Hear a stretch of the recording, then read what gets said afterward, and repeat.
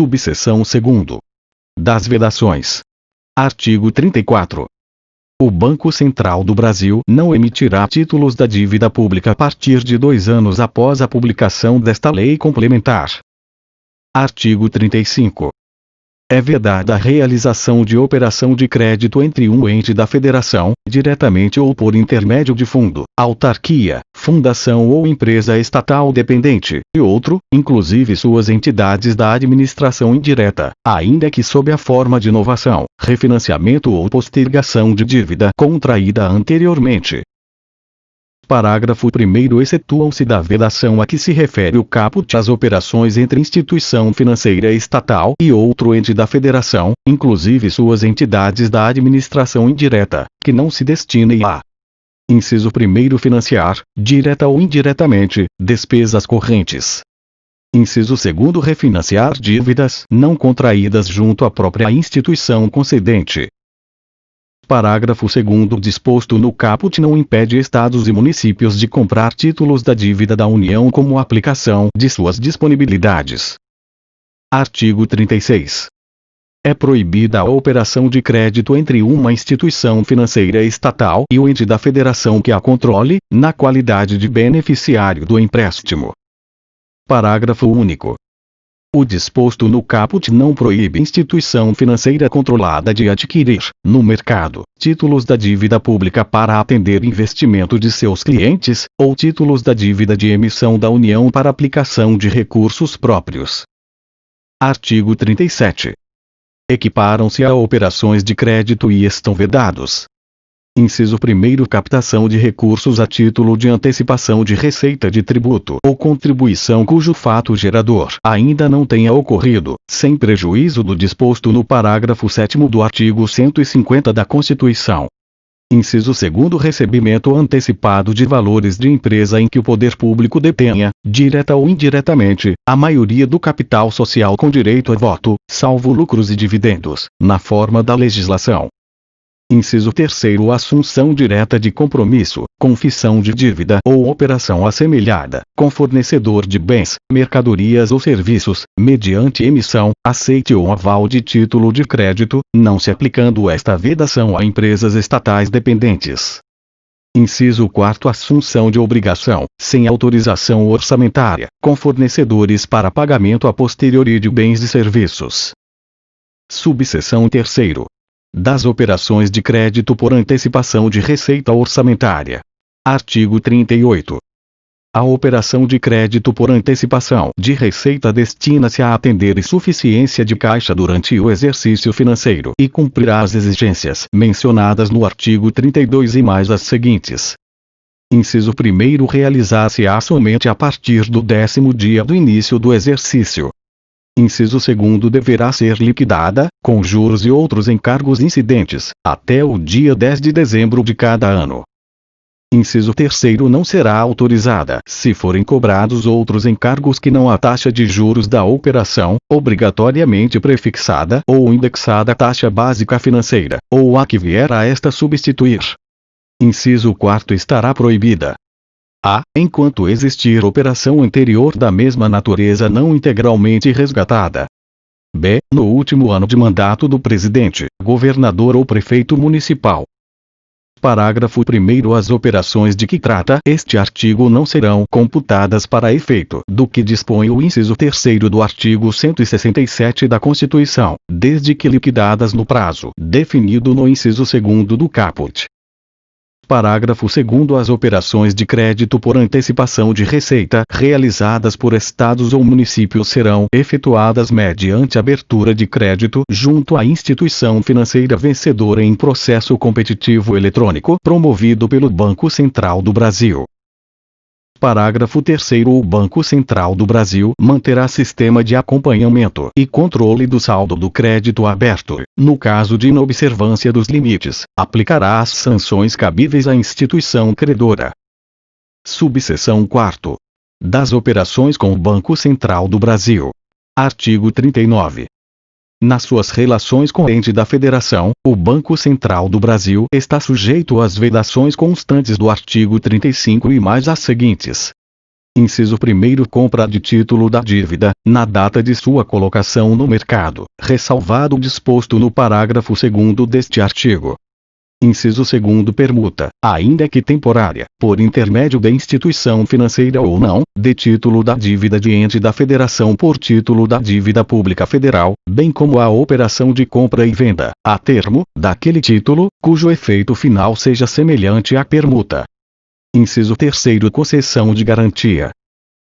Parágrafo 1º. O disposto no inciso 2º, infine, não se aplica ao estoque de letras do Banco Central do Brasil, série especial, existente na carteira das instituições financeiras, que pode ser refinanciado mediante novas operações de venda a termo. Parágrafo 2º. Banco Central do Brasil só poderá comprar diretamente títulos emitidos pela União para refinanciar a dívida mobiliária federal que estiver vencendo na sua carteira. Parágrafo 3º. A operação mencionada no parágrafo 2 deverá ser realizada à taxa média e condições alcançadas no dia, em leilão público. Parágrafo 4º. É vedado ao Tesouro Nacional adquirir títulos da dívida pública federal existentes na carteira do Banco Central do Brasil, ainda que com cláusula de reversão, salvo para reduzir a dívida mobiliária. Seção 5ª. Da garantia e da contragarantia. Artigo 40. Os entes poderão conceder garantia em operações de crédito internas ou externas, observados o disposto neste artigo, as normas do artigo 32 e, no caso da União, também os limites e as condições estabelecidos pelo Senado Federal. Parágrafo 1º. A garantia estará condicionada ao oferecimento de contragarantia, em valor igual ou superior ao da garantia a ser concedida, e à adimplência da entidade que a pleitear relativamente às suas obrigações junto ao garantidor e às entidades por este controladas, observado o seguinte. Inciso 1º. Não será exigida contragarantia de órgãos e entidades do próprio ente. Inciso 2º. A contragarantia exigida pela União a Estado ou município, ou pelos Estados aos municípios, poderá consistir na vinculação de receitas tributárias diretamente arrecadadas e provenientes de transferências constitucionais, com outorga de poderes ao garantidor para retê-las e empregar o respectivo valor na liquidação da dívida vencida. Parágrafo 2º. No caso de operação de crédito junto a organismo financeiro internacional, ou a instituição federal de crédito e fomento para o repasse de recursos externos, a União só prestará garantia a ente que atenda, além do disposto no parágrafo 1, às exigências legais para o recebimento de transferências voluntárias. Parágrafo 3º. Vetado. Parágrafo 4º. Vetado. Parágrafo 5º. É nula a garantia concedida acima dos limites fixados pelo Senado Federal. Parágrafo 6º. É vedado às entidades da administração indireta, inclusive suas empresas controladas e subsidiárias, conceder garantia, ainda que com recursos de fundos. Parágrafo 7º. O disposto no parágrafo 6º não se aplica à concessão de garantia por Inciso 1º. Empresa controlada subsidiária ou controlada sua, nem a prestação de contragarantia nas mesmas condições. Inciso 2º. Instituição financeira empresa nacional, nos termos da lei. Parágrafo 8º. Exceto a sido disposto neste artigo a garantia prestada. Inciso 1º. Por instituições financeiras estatais, que se submeterão às normas aplicáveis às instituições financeiras privadas, de acordo com a legislação pertinente. Inciso 2º. Pela União, na forma de lei federal, a empresas de natureza financeira por ela controladas, direta e indiretamente, quanto às operações de seguro de crédito à exportação. Parágrafo 9º. Quando honrarem dívida de outro ente, em razão de garantia prestada, a União e os Estados poderão condicionar as transferências constitucionais ao ressarcimento daquele pagamento. Parágrafo 10º. O ente da Federação cuja dívida tiver sido honrada pela União ou por Estado, em decorrência de garantia prestada em operação de crédito, terá suspenso o acesso a novos créditos ou financiamentos até a total liquidação da mencionada dívida. Seção 6ª. Dos restos a pagar. Artigo 41. Vetado. Artigo 42.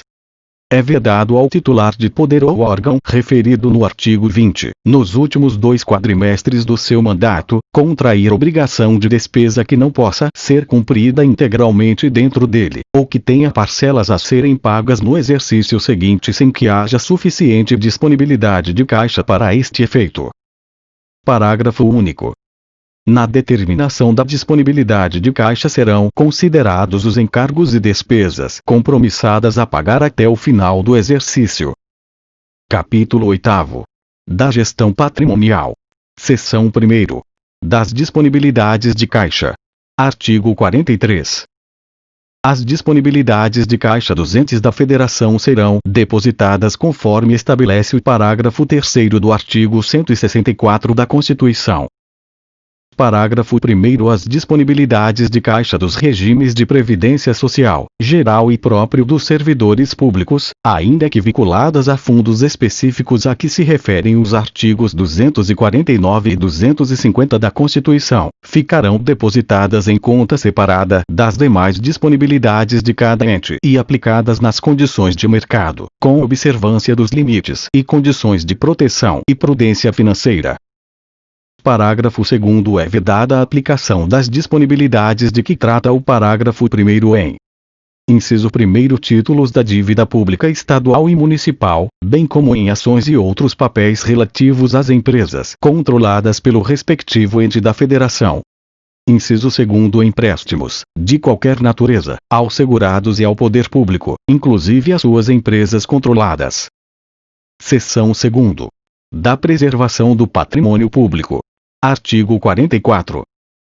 É vedada a aplicação da receita de capital derivada da alienação de bens e direitos que integram o patrimônio público para o financiamento de despesa corrente, salvo se destinada por lei aos regimes de previdência social, geral e próprio dos servidores públicos.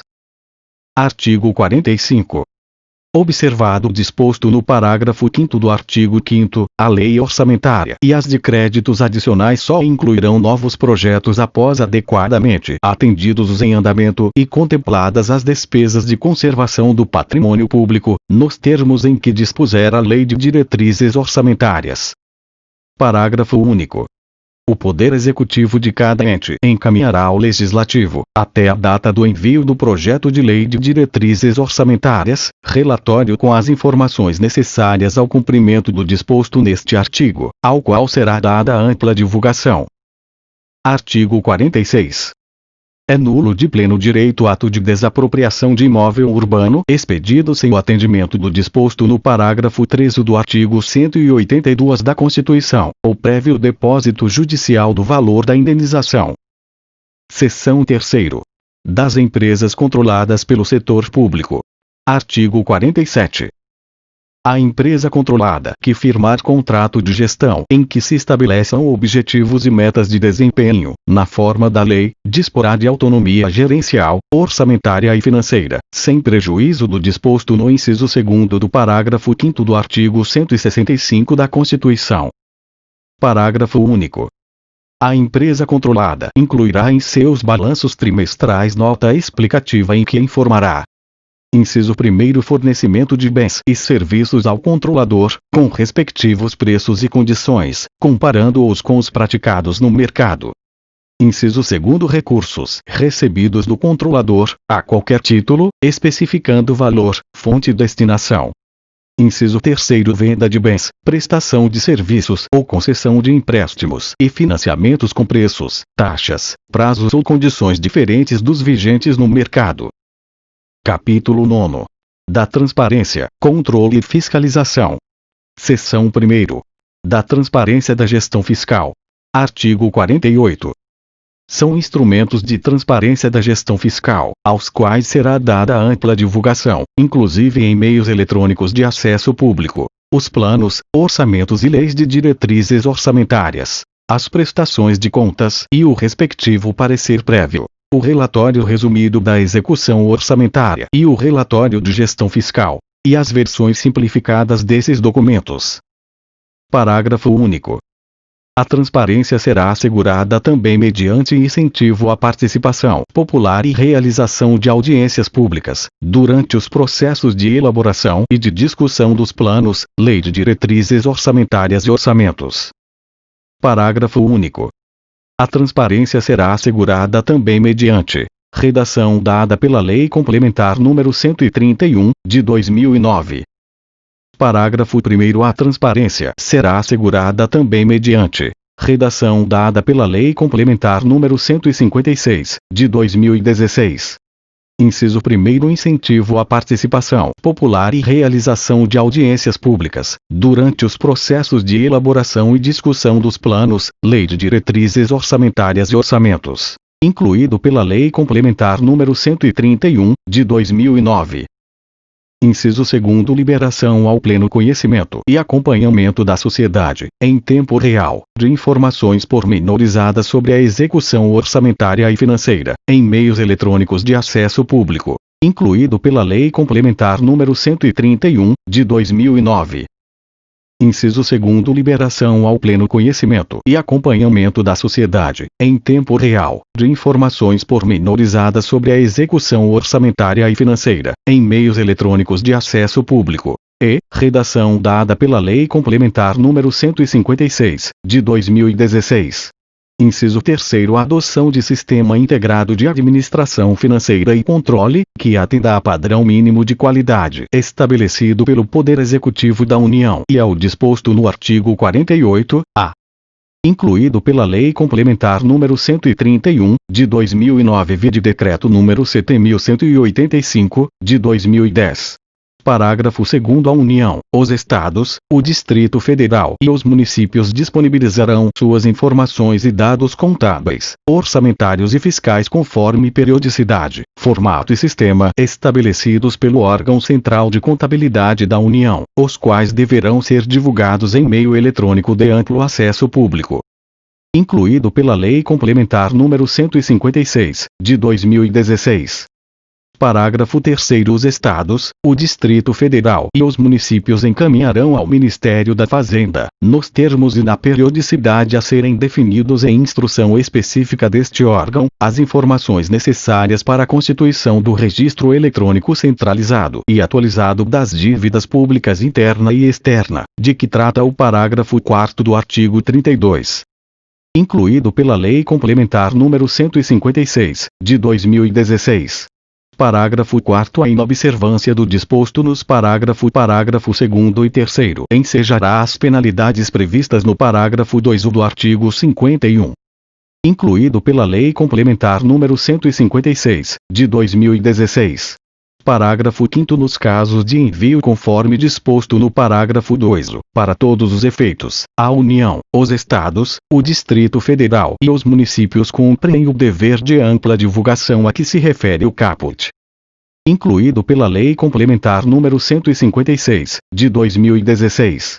Parágrafo 6º. Todos os poderes e órgãos referidos no artigo 20, incluídos autarquias, fundações públicas, empresas estatais dependentes e fundos, do ente da federação devem utilizar sistemas únicos de execução orçamentária e financeira, mantidos e gerenciados pelo Poder Executivo, resguardada a autonomia.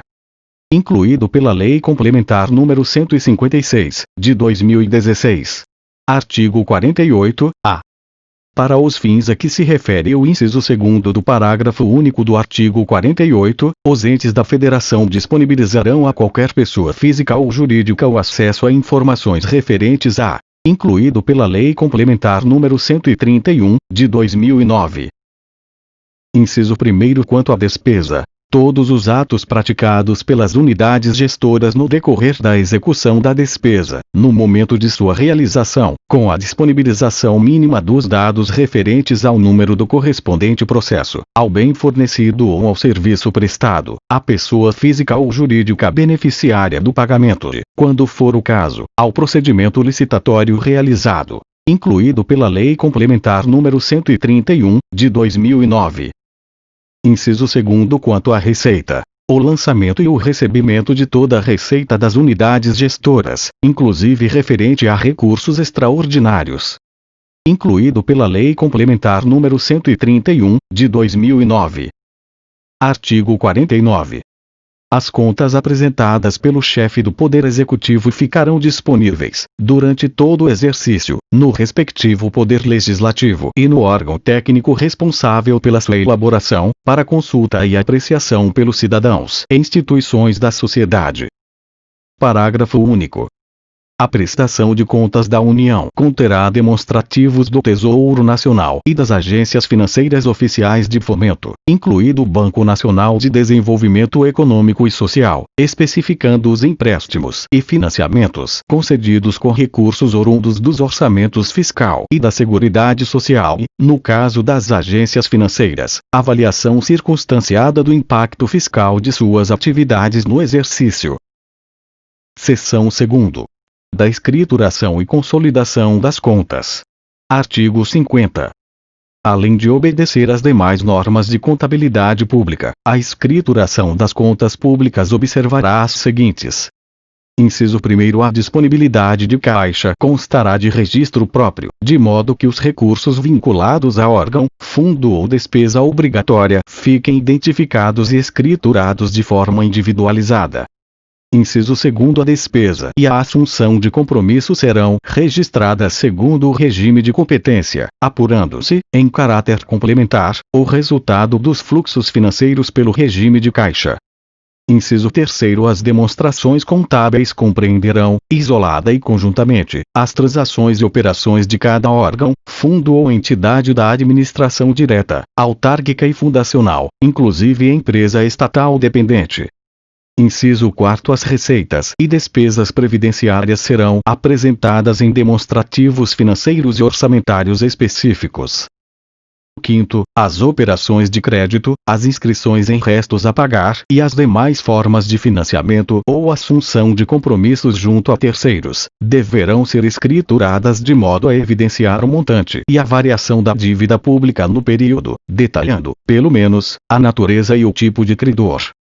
6. A demonstração das variações patrimoniais dará destaque à origem e ao destino dos recursos provenientes da alienação de ativos. Parágrafo 1. No caso das demonstrações conjuntas, excluir-se-ão as operações intragovernamentais.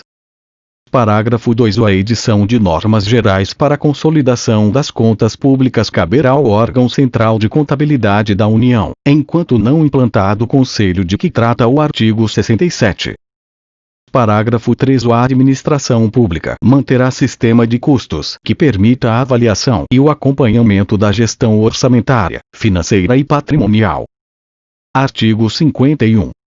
O Poder Executivo da União promoverá, até o dia 30 de junho, a consolidação, nacional e por esfera de governo, das contas dos entes da Federação relativas ao exercício anterior, e a sua divulgação, inclusive por meio eletrônico de acesso público.